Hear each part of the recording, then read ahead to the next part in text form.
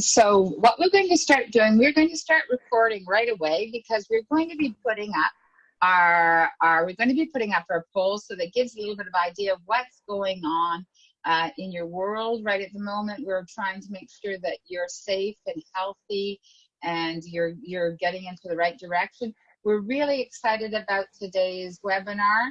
And the best thing about the webinars, because we actually put them onto YouTube shortly after the actual webinar session, is wonderful. So like if you missed something, there's something you want to know more about, we will also get in contact you as well. So what I'm going to do is I'm going to make Heba our host, and I'm also going to take a few seconds to thank everyone from CBC Dubai, the Business Council, Sangeeta, Heba for working so hard in the background. And obviously the most important too is to thank our wonderful panelists that are always there for us. These are busy times, so maybe a lot of people cannot attend today, but they were always asking me, they say, Diana, will you be, recording this? Of course we will be, because this is vital to know for our future progress. There's a quick poll there. We just want to know who's out there, how you feeling? Would you like some updates from us? How did you know? How would you like to receive them? And so, it's really simple. It's just a little icebreaker. While you're filling out that poll, why don't I just step right in and say, good morning, Nader. How are you doing? Good morning. Good morning. Good morning. I'm doing well. I'm alive and kicking, so I'm definitely doing well. That's what I always say. I am alive and kicking. So, great. So huge Canadian population here. Non-Canadians makes you very Canadian too. And of course, everybody wants the updates. They want more and more of you. I don't believe it. Oh yeah, and email. Email's good. Email's always good. Instagram's good too. So we'll make sure we get it out to you. So just as many of you may know, that Nader is the best-selling author of Ready, Set, Growth Hack, a beginner's guide to growth hacking success. He's been working with startups, Fortune 500s, and government to create strategies, innovations to drive exponential growth. He's an award-winning innovator, recognized by STEP Conference as one of the top 13 innovators in the MENA region, making massive impact on the startup econ system. You're going to have to explain that one to me. Exxon system, sorry. As an innovator, he has been working with NASA in technology and innovation, commercialization, companies like Oracle and DHL to shape the future by tapping into exponential growth. These are all such important, just to think about all the direction everything is going, the accelerated growth. We were just saying a few minutes ago that it is just flying by. And I'm excited to see how you've seen how from the beginning and how what's happened in the last few months. There's actually some more about you. He has also led the national strategy of Dubai as a former chief strategist of the Department of Economy Development and founder of the Dubai FDI office. So I want to know, you must have a really unique approach to looking into the post-COVID-19 environmental, and let's see what you have to say about it. Do you mind if I actually get off my shoebox and then let you speak right away? Sure. Yeah.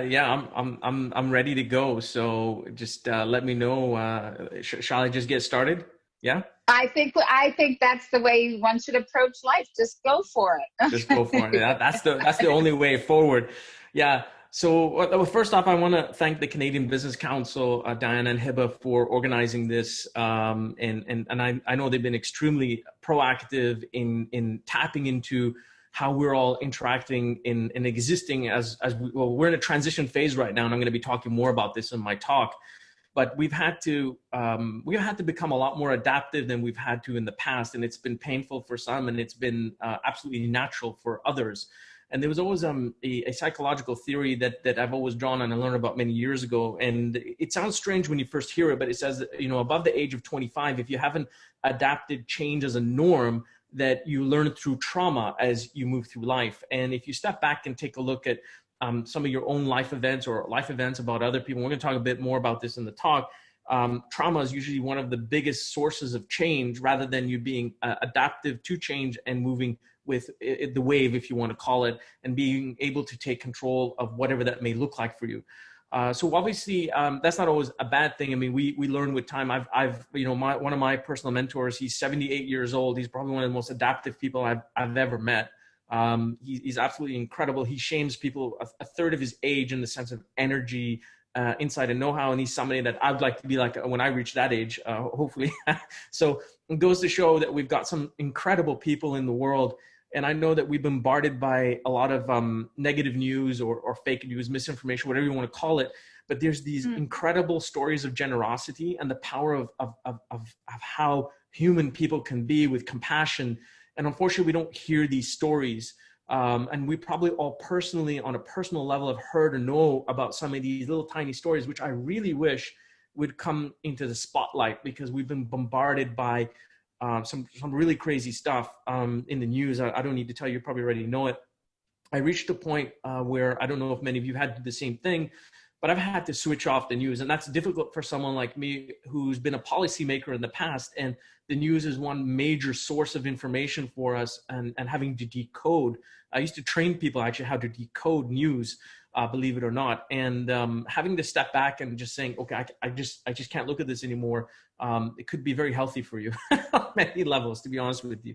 So I totally agree. And I think that's one of the important things. That's something we're going to be looking at. We're actually setting up an extra playlist on our YouTube channel for good things that have happened. So I think we're going to apply that. That's great. Yeah, it's really important, because there was I think it's like for every piece of negative news somebody hears, it takes 22 times more energy to switch back to a neutral state before they can switch to positive. So it's incredible how just a little form of negativity can go a long way. So we can have a whole talk about that. And that's obviously not the purpose of my talk today, but I thought maybe a great way to open up, because I think we can all align on some of those things.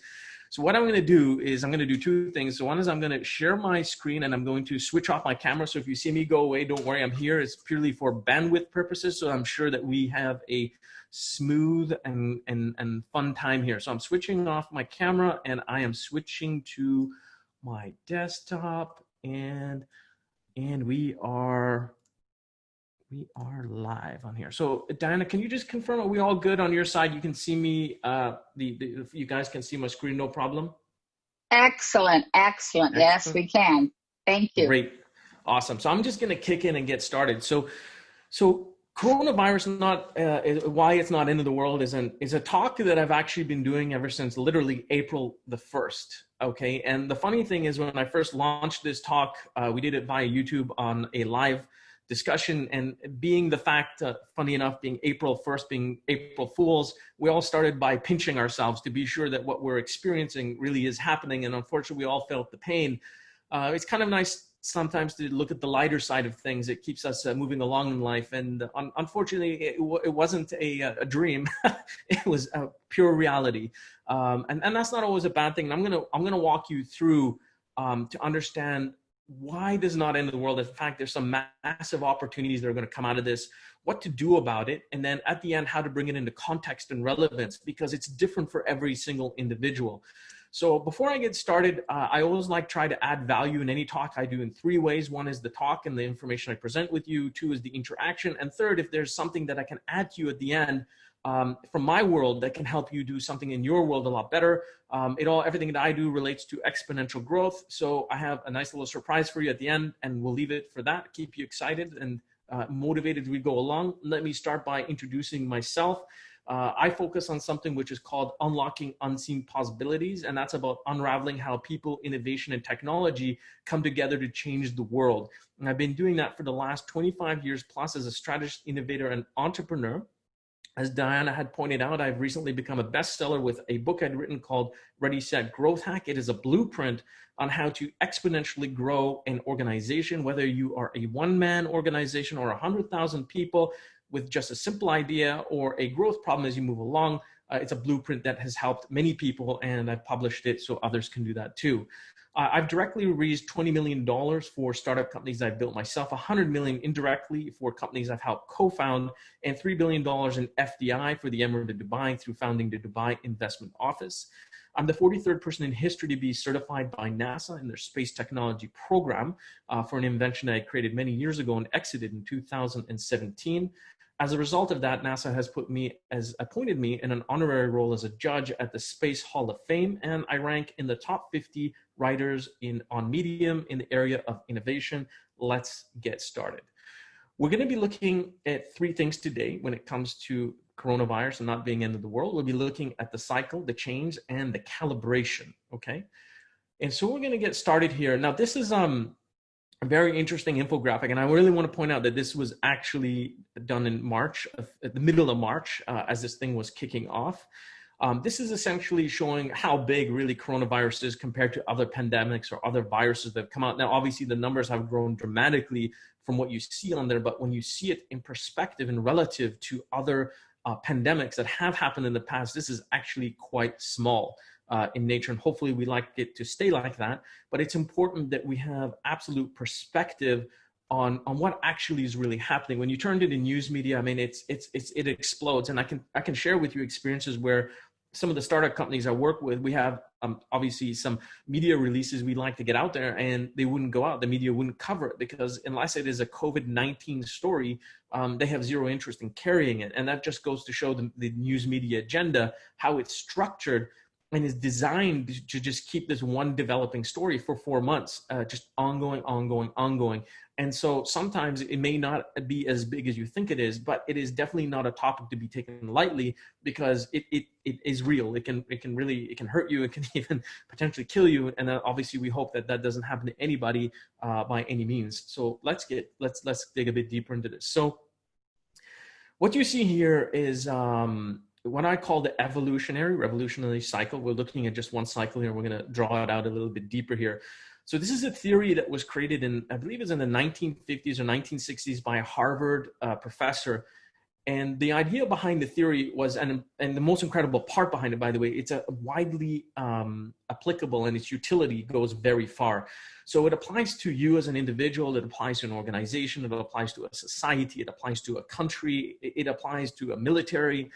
And what it means is that there's an evolution and then there's a revolution that take place. And an evolution is where you continue to grow and things evolve, and then an event takes place and a revolution takes place. And that revolution changes you and puts you onto a whole new evolutionary cycle.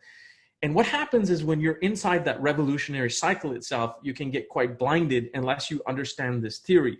And purely because sometimes when the event becomes so big and so dramatic as how the media is portraying it, that's all you may see. And so this massive amount of uncertainty literally can shock many people. I think a lot of people are relatively, in a state of shock, including myself. I won't lie to you. I mean, I turn around every day and I look at things and it just shocks me. Like, I mean, what the hell is this? This is just incredible. I believe I'm living like a Hollywood movie sometimes, as I mentioned earlier about the April Fool's element. Anyway, so back to this theory. I mean, this applies even, as I mentioned, to the psychological theory about the age of 25. If you noticed, I just put this into an interesting case and example for you. And once I mention this, you're going to see exactly what this is about. If you look at a lot of the gurus that you see that emerge online, people like Grant Cardone and Ty Lopez, and you got like a whole list of these guys, including even Tony Robbins, who's shifted how he does things. Their primary age group that they target is the ages of 16 to 25, because that's the age group that they can actually shape the most. And that's why you see things like TikTok have really taken off, because they've done a really good job in tapping into the demographic of ages 13 to 25. I'm going to talk a little bit more about that and how COVID-19 relates to that. So when we step back, we're just going to take a look here, and here we are at COVID, the coronavirus situation. We are definitely in a revolutionary cycle at the moment.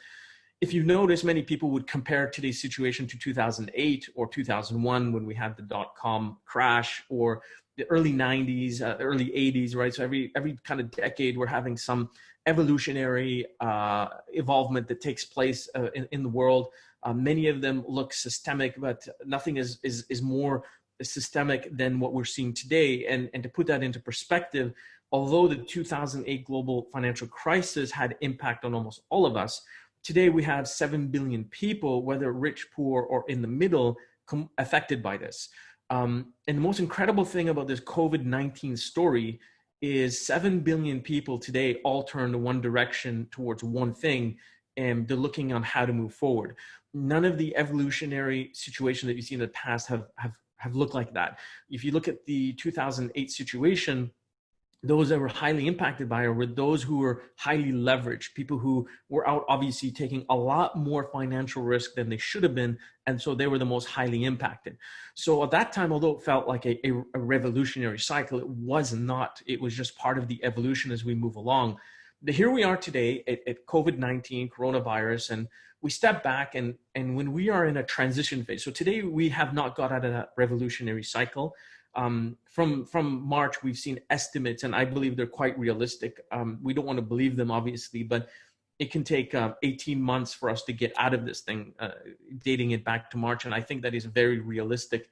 For those of you in the aviation or tourism sector, you've probably seen locally here that Tim Clark, the CEO of Emirates Airlines, had set his prediction for the airline and tourism to repair itself by 2013, 2014, 23, 24, oh my God. So 2023 and 2024. And that sounds like a long timeline, but it's actually very realistic. And usually one of the characteristics of a revolutionary cycle is that it has an extended period of time. So if you take a look at the 2008 thing, it hit one quarter heavily, and another quarter it had impact. And by the third quarter, there was some adjustments. By the time we hit the fourth quarter, which was like one whole, 1 year had passed, things started to adjust, not necessarily to the best, but there were adjustments. Now, the key characteristic when there's a revolutionary cycle, which what we're in today, are change of rules, okay? And the change of rules, which is what's happening right now, is how we engage in a transition phase at the moment. So although we're talking about, what will a post-COVID-19 environment look like, the way to understand that is to understand that there are rules that are being changed as we speak. And if you want to take a look at it in a slightly deeper way, okay, there are old rules that we see that are being obsoleted. Some of them are already obsolete, some are in the process of being obsolete, and some of them are going to become obsoleted. And they're going to be replaced through new rules. They may be replaced one by one. They may be replaced by merging different things. They may be replaced by a whole bunch of them coming into one single new rule. We don't necessarily know what those rules look like, but we are definitely playing an active role in this transformation period right now. And so the very, very fact that we're doing this over Zoom in a virtual format, if you take a look at this transition period, this is a perfect example. If we were doing a keynote talk, we would be physically sitting at one of these beautiful hotels, meeting each other, greeting, shaking hands, having a nice drink, having some great talk, and then networking. And that was how we were doing it prior to this, right? And here we are today, being zoomed out, right? Last night, I think I was explaining to Hiba, I try to keep my Zoom to anywhere to 1 to 2 hours a day because of electromagnetic stress. And last night I had 4-hour Zoom marathon purely because of time zone difference with the US and Canada. And in many ways, it's extremely productive. But at the end of these Zoom calls, they're like, well, we'd like to really meet with you. And I would really like to meet with you. And so this is like human yearning to want to connect with people because, we're human, right? And so what were those new rules moving forward? I think another great example is e-learning for those of us who have children. So you've seen that e-learning has been around from 1999, year 2000. And that's kind of the fruition period where e-learning actually came to a point where it became highly developed. And you're thinking, wow, okay, I remember e-learning, but it wasn't really that developed. And believe it or not, about 20 years ago, a lot of the fundamental principles behind how e-learning works today was already working 20 years ago. What changed between having the technology and the ability to do that 20 years ago and where we are today is human behavior, right? So when it comes to adoption, usually it's not the technology or the rules or the regulations, it's usually human consumption patterns which dictate whether something will become mass or not. And the target of mass adoption, just so you know, is 50 million users. So if you look at any mass adoption of, say, the telephone, using airlines, using credit cards, using the internet. They all have a threshold, which is once you hit 50 million users, you've then gone into mass adoption and you've become a standard. So the internet took about 12 years, whereas I think credit cards took something, if I remember correctly, about 25, 30 years. Now, and airlines took about 50 years. Now, the reason I mentioned that, a generation is measured by 25 years. So typically, I mean, within just one generation, we've seen a lot of adoption of new technologies. Zoom in itself had tenfolded its growth in 1 month. It went from, I think it was 20 million users to 200 million users. They called the Zoom boom, right? And so there you go. They're already at the border of mass adoption, and bam, there they are at 200 million plus, I think, at this stage. And so it's really important to understand that, because that's how new rules come into play when there's mass adoption. So let's keep going here. So the point is when I started this talk in April, and as I move along and done this talk several times, people keep talking about how this is like end of the world, or things have come to a close, and it's definitely not. This is just a journey along a larger picture where we are in a transition phase, and we need to step back and start understanding what are the new rules and what are the old rules that are going out, in order to look at how we will be dealing with a post-COVID-19 environment.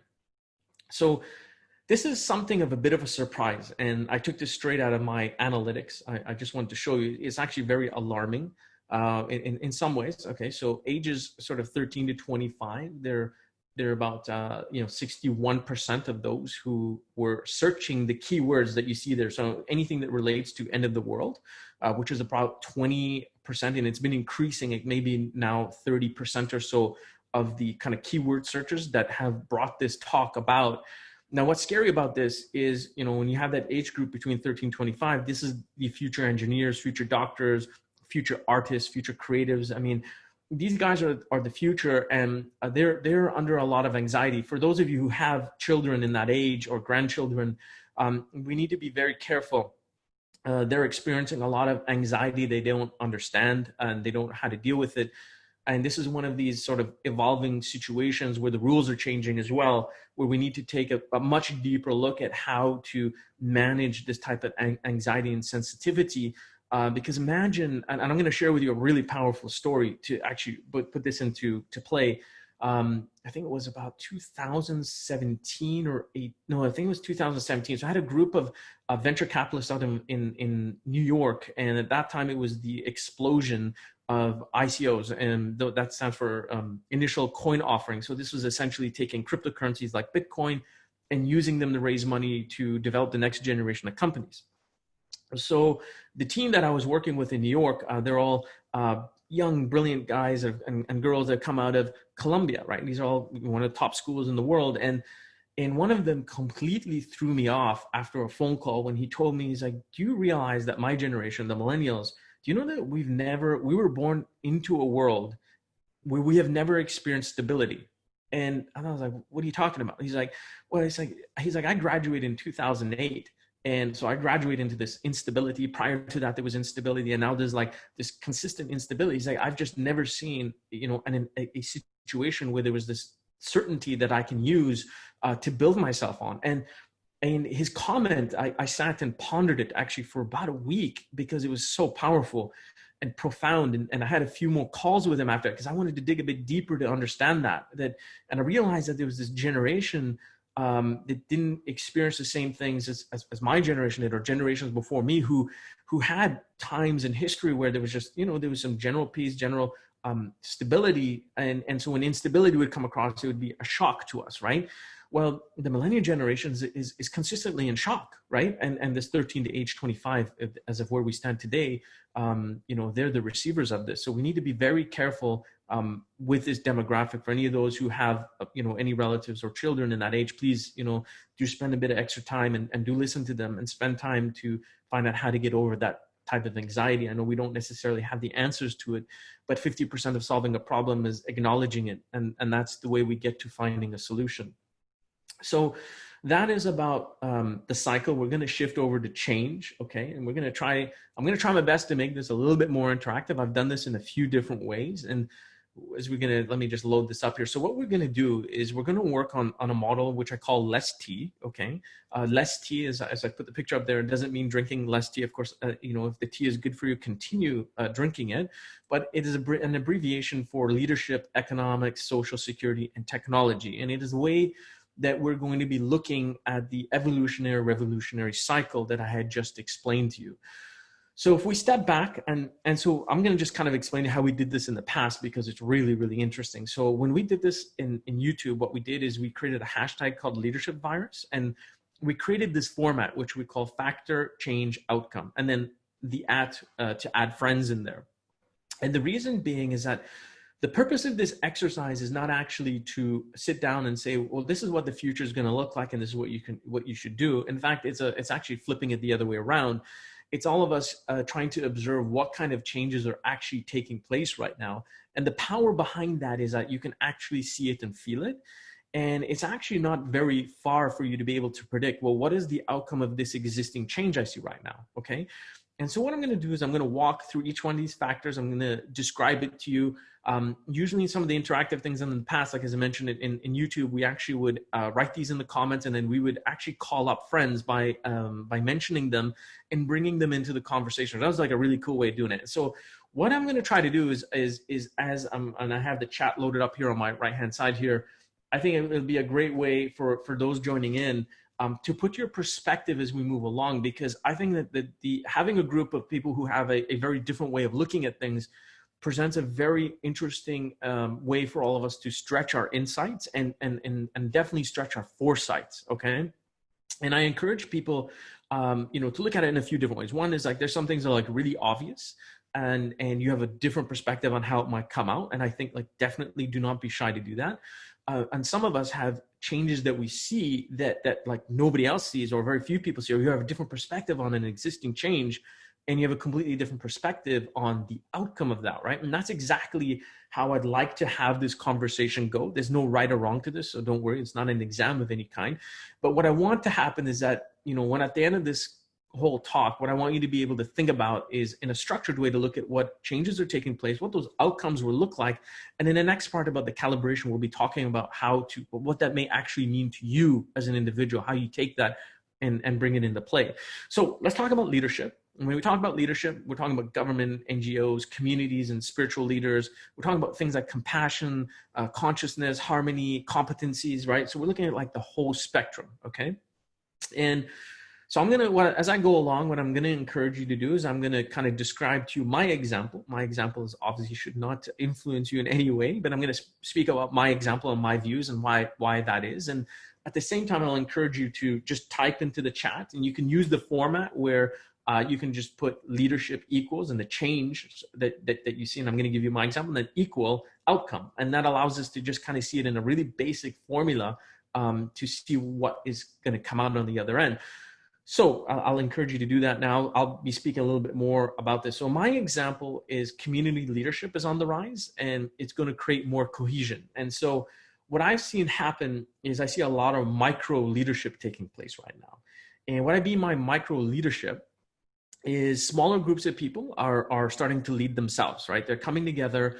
They're finding very kind of, let's call them niche or micro interests that they all have together. Usually it's about trying to solve a problem. It could be a challenge that they bring, that they put together. And so I've seen a lot of these kind of micro leaders and micro communities being developed right now. And what that does is it allows for more cohesion to take place. So one of the problems we had in a pre-COVID-19 environment is cohesion was an issue in many environments. And I speak about that broadly. So in a corporate environment, could be in a society, within your own sort of community, whether it be your ethnic community or religious community or spiritual community, you see that cohesion has changed, right? People are becoming more cohesive because they're finding more common interests or problems that they need to solve and come together in these small communities. So I'm just looking over the chat. I think we're like a little bit shy. So if I can encourage anybody as I do this, I mean, I'd like you to jam it in there. Jam in there like what kind of a change that you see when it comes to leadership and what the outcomes of that look like. I'll continue to talk so that we can give enough time for whatever those thoughts may be. So if Hib and Diana can go ahead, and I see one has just come in, leadership equals guidance to a better change. That is awesome. So keep it rolling. So essentially, like, what I see is all these little micro communities are coming together. And what's more interesting, what I see in the outcome is cohesion. But in the bigger outcome is I see a lot of micro communities that have overlapping or very similar or complementary forms of interest are going to start combining into becoming larger communities, which will be basically a group of a whole bunch of micro communities and micro leaders who are driving us moving forward. So that's sort of my big kind of prediction on that. I see several other things when it comes to leadership. I mean, I've always believed that leadership is one of the most valuable and misunderstood commodities in the world. I mean, we talk about oil and water and solar energy and all these things, but we fail to see that leadership is one of the rarest resources in the world. Just having the title of leadership or being in a position of leadership doesn't mean necessarily that's leadership. I think we've all seen that happen throughout our careers and so forth. But I think that there's going to be a rise of genuine leaders. A lot of young people are stepping up to the plate. It's really awesome. I get all kinds of really interesting emails and information over social media related. So I see another one here, inspiration and results. Exactly. I mean, I think a lot of people, just by taking action, is inspiring people. You know, these little micro communities, as they come together, they're inspiring people to take action and take control of their own lives. So it's really, really interesting. So I'm going to move on to the next one. And by no means, if anybody else wants to type anything else as I move along, please, put that and just keep the conversation rolling. Let's move on to the next one. So let me just, so there we go, economics. So I see, oh gosh, wow, we've got something amazing. Leadership is more and more about being empathetic and taking care of our people and adapting quickly and change. Many companies will not survive the lockdown. I completely agree with you. I think compassion and consciousness is one of these areas. It's like a blind spot for many organizations. And I think that's why there's going to be a lot of micro cohesion. So micro communities will come together because if they don't take control of it and they don't bring it to play, they're just going to fall off the side. And I think we're all, I think we can all associate to that in many ways. Fantastic. Keep it going. So I'm going to move on to the next one. So we're looking at economics. So when we talk about economics, we're looking at things like consumption patterns, startups needing help, financial support systems, bailouts, stimulus packages. I mean, we're hearing about all kinds of things as they kind of evolve. And what I see is happening, so I'll throw mine out there. So I see like less spending on movies, right? So I'm going to dig into something real specific. I see more online content creation, okay?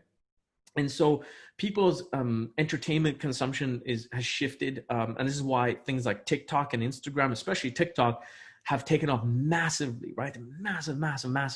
And what's happening is that people are becoming like so much more creative. Like I recall that there was somebody that one of my followers, she had put out this video where she's role playing her looking for a job in a post COVID-19 environment. So the interviewer looks at her and says, okay, so you have this gap in 2020. What did you do? She looks at her and she's like, washing my hands. So it was really cute, but the message behind it is very powerful. How anybody at this stage can become a creator. You don't need to be a Hollywood movie producer to be able to create this creative type of content. Anybody can actually do it, and it's becoming a form of entertainment. Other platforms like Twitch, for example, I don't know if any of you use Twitch here. Twitch was originally tapping into the gaming community. So if you're a gamer, you would definitely know Twitch.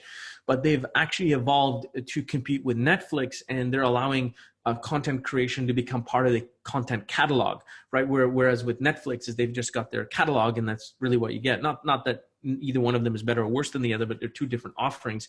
But what they're doing is they're tapping into this new consumption pattern where people are looking for new forms of entertainment, new forms of information to be delivered in much more creative ways.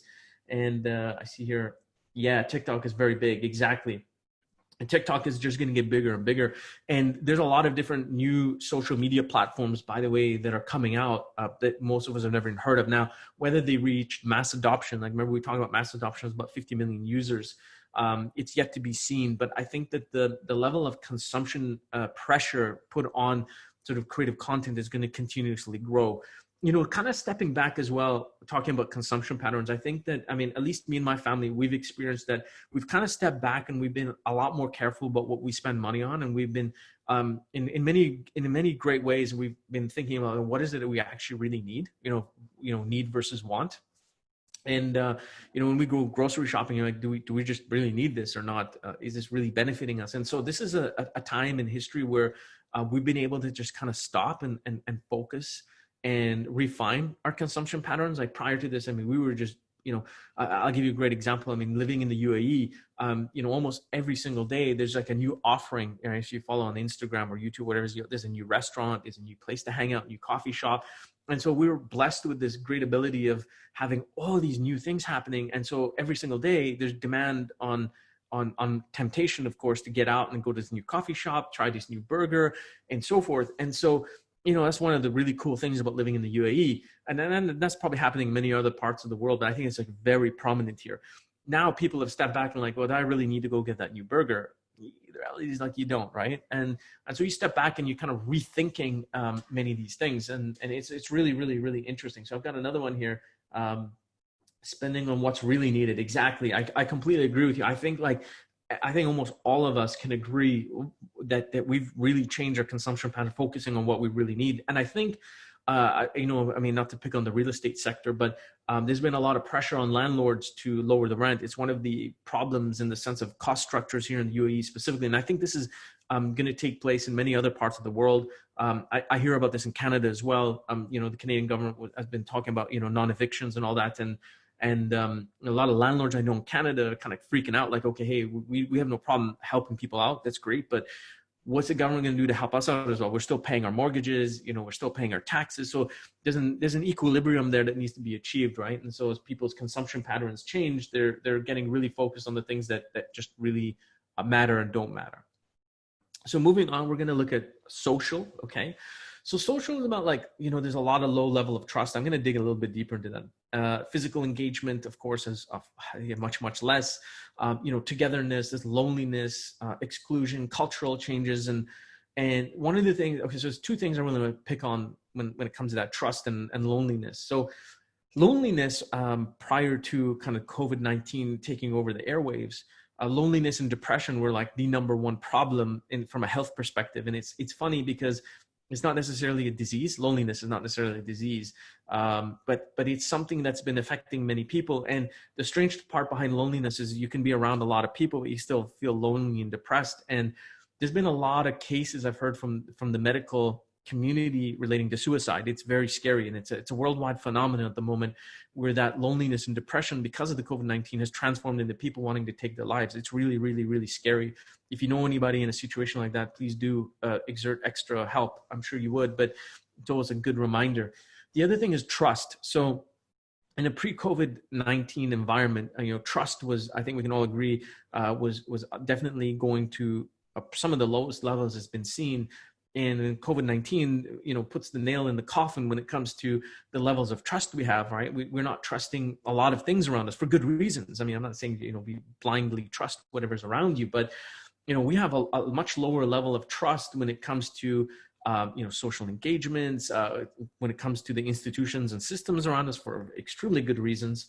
And so my example here is, less trust, no handshaking. So creative physical gestures have been created. So early on, I think it was in March, there was the Wuhan shake, right? Where you kind of tap your right foot to left foot twice, and then you kind of swap, and that becomes your new handshake. And so there's all these new, really cool social gestures that have been created to supplement for this COVID-19 environment. And I think that's really cool in many ways. I mean, people are still yearning to connect on a human level, but they're finding new ways to do it. And I think that's going to continue to happen. And so as we do that, there's going to be, I think, a massive amount of cultural change that's going to take place. I mean, we see all these, here we are again, just as a reminder, we're beginning of June. And so we see protests taking place all around the world.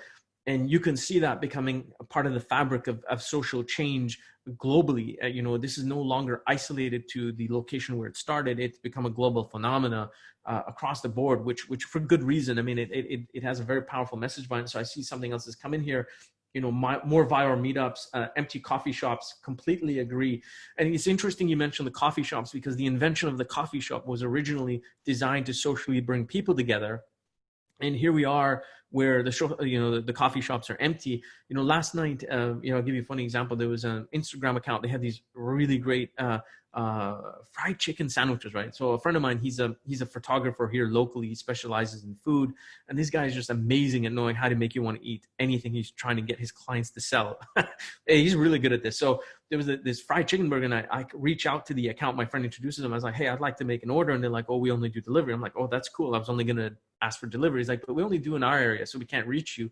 I was like, wow, man, that's like a huge growth barrier for you, because if you don't find a way to reach out really quick, because you're not going to have people coming in. He says, well, we don't do anyone coming in. Our whole business model is built 100% on delivery. And so I was like, that's all the more reason why you're going to have to get your delivery network in place. So a lot of that is taking place. So that's a great comment about the coffee shop. So let's move on to the next one, security, right? So when we talk about security, we're talking about cyber, physical, new biosecurity. Okay, we've heard a lot about this, obviously. How does this all align? We're talking about safety, protection, privacy, unseen security risks. Again, if you remember when I was talking about in the last one about, the lack of trust, or trust levels have gone down, as trust levels go down, security goes up. And I think we're going to see different forms of security problems emerge. This is obviously not designed to scare anybody, but this is designed to essentially just become a lot more alert about what is happening in our environment. So for me, I talk about less privacy. I think to me, that's one of the big things, because as we move along, we seem to be giving more and more rights to a lot, especially some of the large tech companies, giving them a lot more access to our information. And I think that there's going to be new security tools that are going to emerge. And I'm not talking at a B2B level. I'm talking at a B2C level. I think that individuals, as they roam the world of the cyber world and using different tools, and Zoom is a perfect example. They had a huge security breach at the very beginning. They fixed it apparently, where anyone can basically access anybody's conversation. And so there's a huge privacy issue. And so they had to update, and there's been like numerous amount of updates. They've obviously been very good and proactive about that. But the point though is that there was an unseen security risk that was emerging, and there's going to be a lot more of that. A lot of people, we're very lucky we live in a country where there is a high level of security. It's very safe, and Canada is a very safe country as well. But as people's situations change and evolve, you're going to see a lot more sophisticated forms of security problems take place. So we need to be very alert about that. So I don't see anybody typing about anything related to security. I think we're all feeling safe, which is great. But if you have anything related to that, definitely, hit me up in the chat. Oh, there we go. Something popped up. So many fraudsters. Yep. And they're still looking, taking advantage of it when people have low defense levels. Agreed. Yeah. I mean, we're definitely, yes, all of us, we are feeling safe, but there's definitely a lot of fraud taking place, and phishing emails, as you rightly pointed out. I get a lot more of them. I got one from Apple, supposedly. It wasn't Apple. Apple and Amazon, I got two of them like last night. The good thing is, when you get used to it, you flag them down, but one little tiny breach and you can be in a lot of trouble. A friend of mine, he was buying, I think, an app or two for his children via the iTunes, right, on the iPad. And then all of a sudden, in about an hour, he had something like several thousand of dirhams of purchases just right after he had done that. Now, how'd that happen? Who knows? But he called up Apple and they took care of it, and he called up the bank. And so they were extremely responsive, because he wasn't the first, the last, or the only experiencing this problem. So there is a lot of these things are going to take place. So it is important to be very, very careful. So let's talk about technology, one of my favorite things. So we're looking at remote engagement, like what we're doing right now. We're looking at the enrichment of interaction, demand on infrastructure, productivity, service delivery, and security. So security, again, pops up in tech, and we'll kind of leave that a bit there. I see something has come in here. Oh, yeah, great. This is, okay, so there's a link in there. I'll just leave that for now. Is that, what is that? Great link for updates on scams. Okay, that is awesome. Thank you for sharing that. I think we all need to keep abreast of what's happening, and the more alert we are, the safer we are. So stepping back into technology. So remote engagement, I think, is really interesting on exactly what we're doing. But I think what's going to happen is the enrichment of this remote engagement, I think, is going to be like a really, really big thing. And I'm going to give you like a really powerful example. So my son, he's doing e-learning like a lot of our children are doing. And so I recognized a problem very early on where the teachers obviously are overwhelmed, and so are the students. Everyone in the process is overwhelmed. And So children would ask questions in the chat box about a specific, task or concept or whatever it is. And I would say that about 80% of the questions asked were almost the same question, just asked in different ways. And so the teacher would just kind of try to respond question by question, kind of trying to kind of level the playing field in the sense of just addressing every child. And so one of the solutions that I saw for enriching an interactive engagement like that and remote engagement would be, using AI to basically merge questions that are the same or similar. And so it's like the 80-20 rule. So if 80% of those questions are the same or similar questions, then you can address and apply it by answering it once rather than 10, 20 different times. And what that allows is for further questions to be asked, but also through AI, it can help identify children who need more help, right? So a lot of children, I feel, are being left behind, not intentionally, of course, by any reason, but this remote engagement becomes very difficult because the body language or face expressions, language of, they can't even listen to 30 kids, of course, all at once on a Zoom call or whatever it is, the tech that they're using. And so they're unable to pinpoint a child and work with them. And I think like artificial intelligence can easily do that. And so these remote engagement environments are going to be very, very, they're going to be highly enriched because there's going to be a lot more of that. So I see something coming in here, never imagined that 90% of the world would work remotely. Yeah, exactly. I completely agree with you. Like, it was unprecedented when Facebook and Google were like, we just see no reason to have the real estate. Let's just make everybody remote. Makes you wonder why people were just not remote to begin with. Remote was like this, just a minority of people.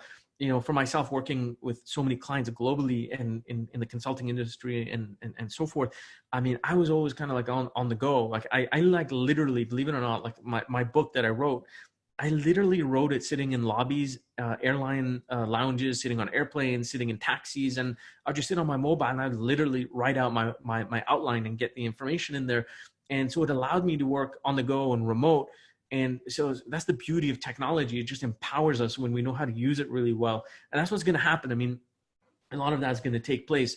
The other thing is like massive demand on infrastructure. So I think we've all experienced some service delivery problems, here and there. I think that they're going to have to, and they're doing it. I mean, they're super accelerating infrastructure investment at the moment because there's just going to be a lot of demand.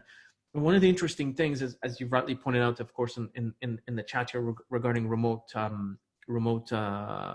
working remotely, a lot of people have realized, and this is a big thing here in the UAE, by the way, a lot of people realize that they don't need to live inside the city or within the inner city areas, obviously where you pay a premium. You can head out and live in areas much further out. Because if you're working, so if your children are e-learning remote, your job is remote, your spouse's job is remote, it almost doesn't really make a difference where you live, right? And because of that, you can change your lifestyle. You can move further outside the city, spend less money, and then you can have a lot more value for the things you do. The flip side of it, though, as I talk to more and more people, and this is one of the nasty things about remote work, is that you end up doing more work. And it almost sounds like counterintuitive to the idea. Everyone I talk to is like, man, I'm just doing a lot more work. I'm doing a lot more work. This is crazy. I mean, the hours, like sometimes I can't control my hours. And so there's going to be I think there's going to be a cultural plus a sort of a policy shift in the sense of how a lot of organizations and individuals will be actually working together to find a way to manage that. We were all talking about work-life balance with just a normal environment. What does work-life balance look like when it comes to kind of remote engagement, enrichment of interaction, and so forth? So I think my prediction on this is, of course, remote engagement, but I think there's going to be like online mega conferences. And I see a lot of people already starting to organize this. So what we're doing today is more like of a micro event in the bigger scheme of things. But you've got like these events that would normally attract, thousands and thousands of people. And I don't know about you, but if you've been to one of these events with thousands of people, I feel lost, right? I have to put a lot of effort to figure out how for me to make the most of this event. And what I found is some of the regular events I go to, our mega events, it will take me 2 or 3 times, meaning 2 or 3 years before I figure out the format. And every time that I go for that one time, I get so much more effective. And I start to see people again that help me actually get past some of the things I do. So what's going to be interesting is I believe there's going to be like a lot of mega conferences that are going to take place online. And I think they're going to be super, super charged in the sense of productivity, because now I can actually pinpoint a lot of things that I want to do, and I can work with them in highly interactive ways. So I know that there are quite a few people actually working on this right now. And I suspect that some of the biggest events that you have not imagined that were always physical are going to become 100% virtual and become online mega conferences, right? I see some more here in the chat. So we're talking about, yeah, the quality of life. Yeah, absolutely. I mean, I agree with you. I mean, for me and my family, we were like, well, if we need to move out of the city and we can have a better quality of life just because we can work remotely, why would we not do that? Plus you save money, right? So it's a no-brainer, right? So we've reached the end. I mean, that's I love the conversation. If there's more things that come to mind, I still encourage you, just tap it in there. I mean, maybe there's just one thing that triggers something, just tap it in there, because, I want to keep the conversation moving along. I mean, there'll be things that people will tap into that you haven't thought about. And these are really great points that are coming up. So as I move along, we're going to talk about calibration. Okay, so calibration is essentially, how do we bring this cycle that we've now understood? We understand what's happening. We know the rules are changing. Now we've taken a look at these 5 things, less T, and we're looking at the changes and where the outcome may look like. What do we do with all this? Okay, so this is what, this is how many of us, this is what our world looks like right now. And the analogy I try to use, so I'm going to step back kind of into my strategy mindset here. There's an analogy I use where we're walking through a forest and there's 100% fog, okay? And because there's 100% fog, if I just take one step forward, I may hit a tree, I may fall off a cliff, I may fall into a hole, I may break a whole bunch of branches. I mean, I have no idea what's gonna happen, right? And so when you go into old school kind of like fundamentals of strategy, I don't know if any of you have read The Art of War. Art of War is like a staple book that anybody in the strategy world would read, that basically talks about military strategy. And the number one rule is like, when there's uncertainty, do nothing. Like that is the rule of engagement. And I agree with that. And it's a very counterintuitive recommendation. A lot of people come to me and say, hey, what's the strategy? And I say, well, the strategy is nothing at this stage. And they'd be like, what do you mean nothing? I said, well, you need to be alert. You need to keep healthy.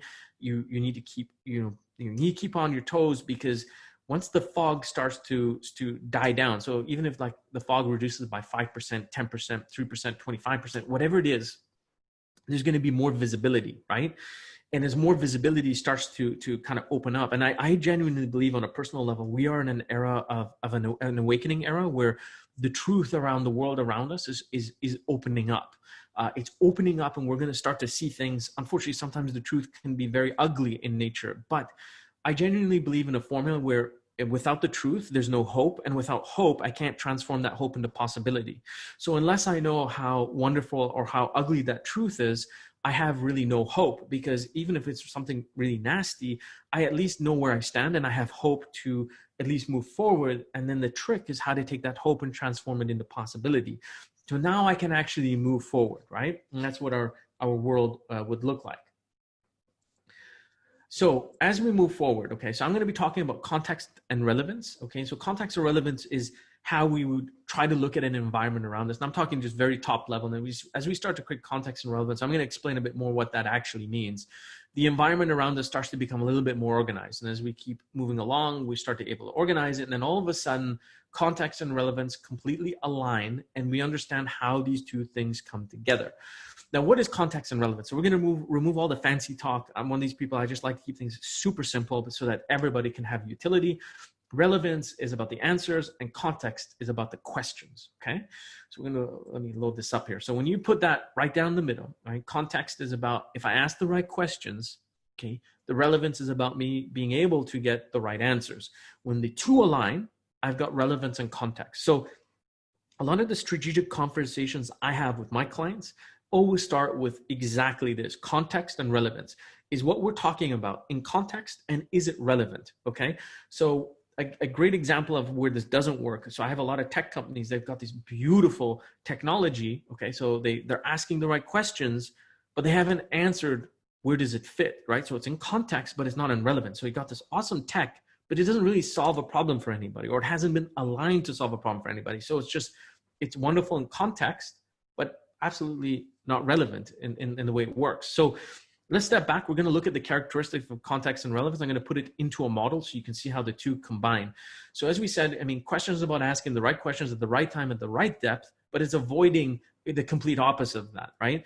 And it's not about asking like 50 questions, right? I see a lot of people when I train on this, they're like, I'm going to go ask them these 50 great questions. No, it's about actually prioritizing your questions into the most powerful way that you can actually start positioning yourself to get the kind of answers you need to understand what kind of environment you're in. So if I'm standing in the forest right now and I have zero visibility, right, to move from 0 to 3% visibility, I would need to start asking some really good, powerful questions that I'm going to go out to seek the relevance to in order to kind of shift that just for that little bit of visibility. Okay, so the answers, okay, on the opposite, creating the relevance, it's about listening well, critical thinking, applicability, right? So here I am, I can ask the right questions, but if I'm not listening or thinking critically about it, and it's not necessarily applicable, and this happens all the time, we're going to talk about it a bit deeper in the next slide, it's almost like useless to me. I just can't do very much with it, right? And what we're trying to avoid is no fact checking or assumptions or misalignments, right? So you need to be like very so what I don't want to do here, so I always like to tell people this, like, this is not about going into like a massive exercise that's so complicated. This actually can be done in very simplistic ways that can be very powerful to how you want to create relevance and context to whatever it is that you're trying to do. So the single picture that we look at is this, okay? So on the horizontal line, right, we've got context. And it's, so if you're not asking really good questions, you're way on the left. And if you're asking really awesome questions, you're completely on the right.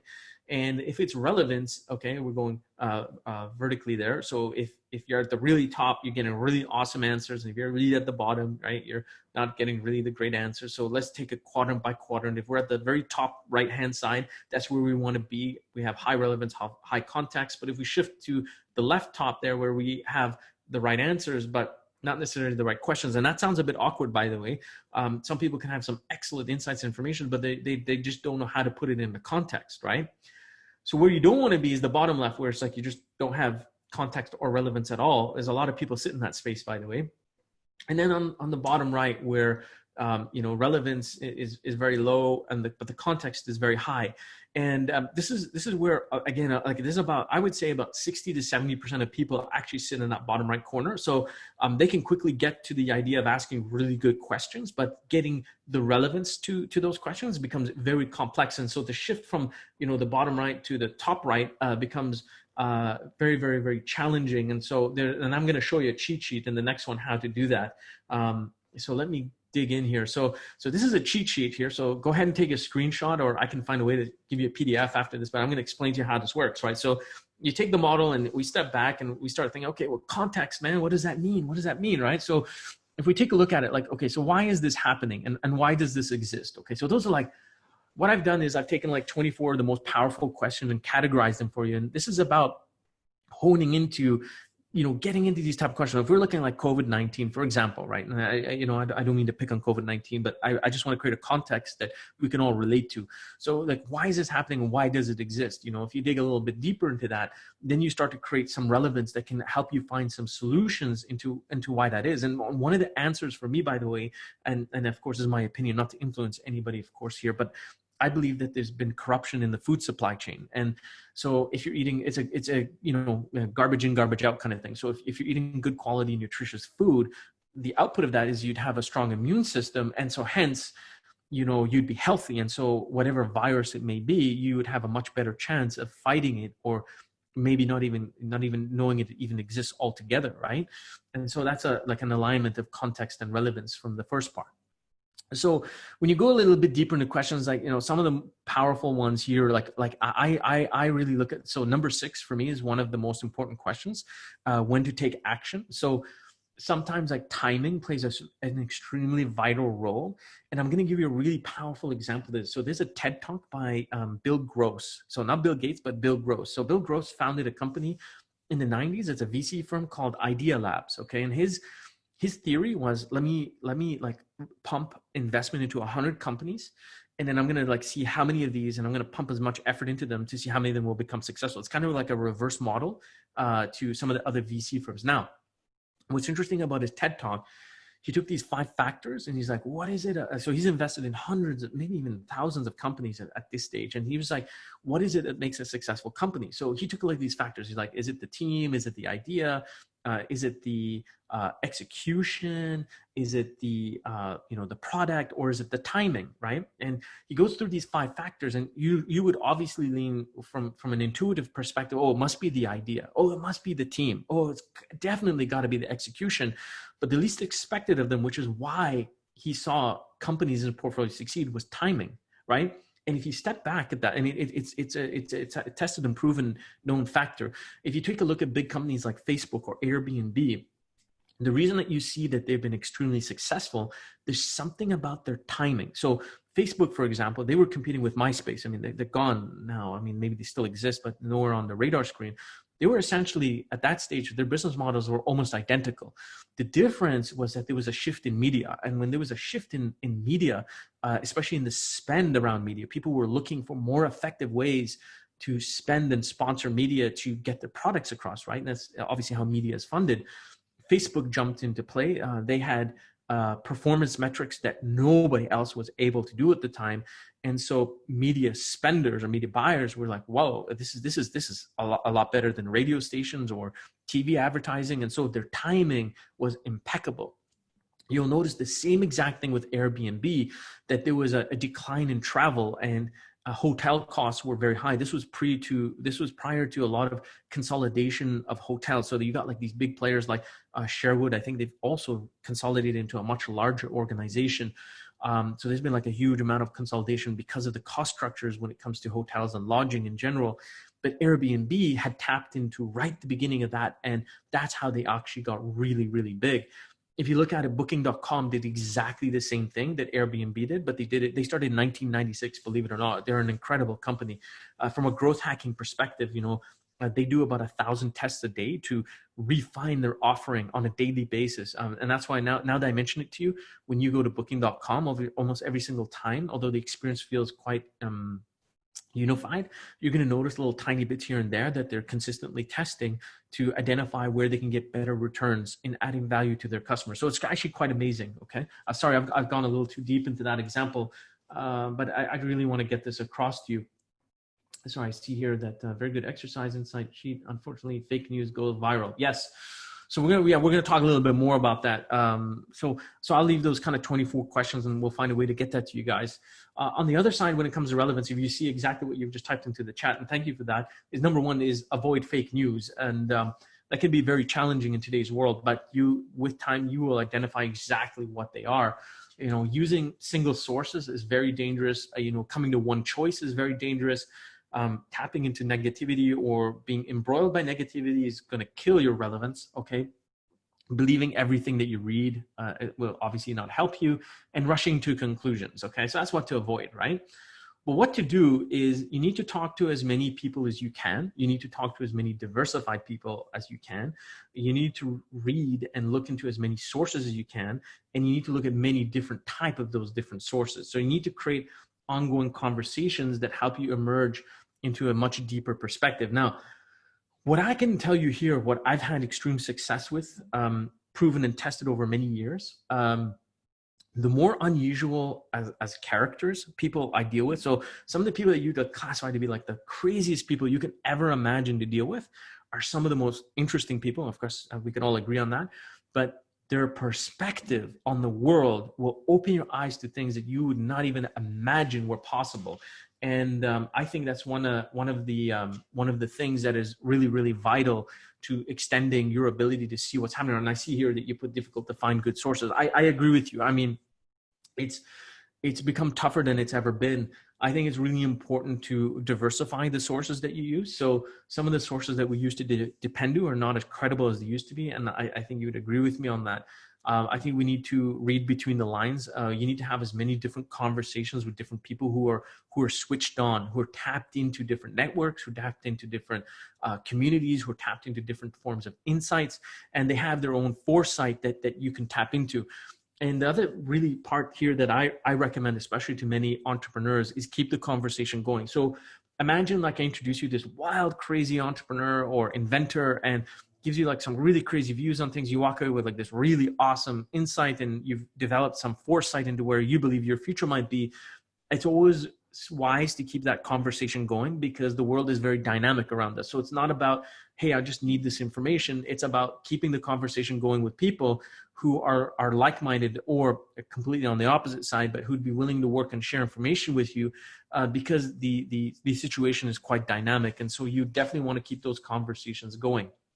At the very top here, as I put approach, you do definitely want to verify information. You want to use valid sources. You need to cross-check. You need to test things out. This is how we protect ourselves against really bad quality, poor information. Again, back to the comment put into the chat. And again, thank you for that. There is a lot of crap sources out there. So we need to be more careful than we've ever been. I highly suggest is you need to connect with people who are equally as eager to get to the facts and good quality information as you, because you'd be surprised that there will be information flowing in different networks that you may have not seen formally or out in the public, but are highly credible because the people behind it would basically work through the process that I've just shown you, where they've done it and they're ready, willing to share it. So that would be how you can go about that. So here we are at the end. I hope I haven't bored you. I wanted to keep this as exciting and interactive as possible. I want to thank everybody here for obviously tapping into the conversation. So as I promised, I have a $249 bonus for you. I'm going to actually copy and paste the URL. Oh, that is awesome. Zoom has actually allowed us to do the URLs. They didn't actually let us do that before. Okay, so what this is, I help organizations grow, and I run an initiative called Growth Labs. Growth Labs is basically a data center where we work with 5,000 growth hackers globally. And we take data to basically accelerate and streamline the ability for whatever it is that you want to do. So what we look at is experimentation, okay? One of the core concepts of growth hacking that are really, really important is your ability to experiment. And a growth hacker who develops exponential growth, his or her starting point is always, I have no idea what the future looks like, but I'm willing to experiment with some things that I believe or may lead to things that may help us find exponential growth. And you will find that the most successful people in developing exponential growth are those who are highly engaged in experiments. And experiments are not meant to be expensive or elaborate or complicated. They should be quick, fast, cheap, and easy to implement. So this is I put the link in there. You can go ahead and subscribe. You'll get the free report come straight to you. You can, of course, interact with me at any time if you have any questions. All these reports, by the way, I just want to point out to you that everything that we do at Growth Labs is designed around ROI. So at this particular report, we look at like how many experiments do you need to do before you start to experience a level of ROI that would lead you towards exponential growth. And you'll find some very interesting surprises in that data. Where can I find it? Yes. So the link that I'll put that link again. So if you go to that link there, what I'll do is I'll provide the link to Hiba and Diana as well. Maybe. Yes. I was just going to say that. Absolutely no problem. Well, we're going to send out the thank you letter and everything with the video and whatnot. Would it be all right if we put the link out for the members that weren't able to attend today? Absolutely. Yeah, absolutely. You can put it out to everybody. Again, as I was saying, I want to add as much value, especially at times like this. So if I can help in any way to help accelerate how people can, obviously accelerate their own growth, more than happy to help out. And this is the beginning of information that can help people do that. So absolutely, make it available to everybody. That'll be awesome. So if the link doesn't work in there, Diana and Hiba, I think we'll get it out to you. So that's awesome. Thank you for that. So let me... there we go. And so I just want to remind you about my book. Of course, if you ever have a chance and you do want to focus a bit deeper into accelerated growth and exponential growth, definitely get a copy of my book, Ready, Set, Growth Hack, is available on Amazon.com. It's available through several other platforms, but the best of them is Amazon.com. Please do reach out to me if you do have any questions. I provide a lot of training and information around this area so people can take control of their own growth ambitions. So on that note, I just want to thank everybody for tuning in, and of course to Diana and Hiba for organizing this, and the CBC for taking the risk of bringing a crazy guy like me on board to give you guys some wild ideas. Well, that's what we need, because you are as smart as a whip. So I can't believe how I don't even want to say the word lucky, but really how lucky we were.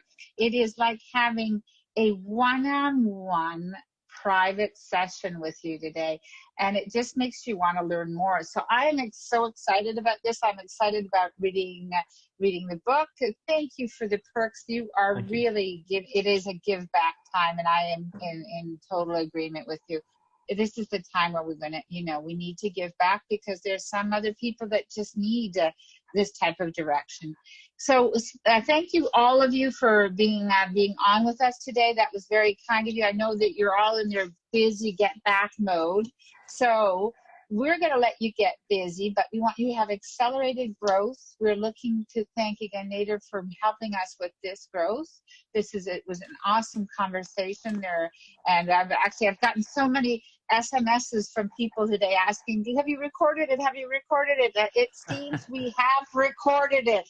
So Awesome. again, so they're excited. So we're going to get you an all pre, post, and during. Okay. Awesome. So Awesome. Nader, you take good care of yourself. Thank you, everyone. Take good care of yourself. It is Give Back. CBC has your back, and we're here to help.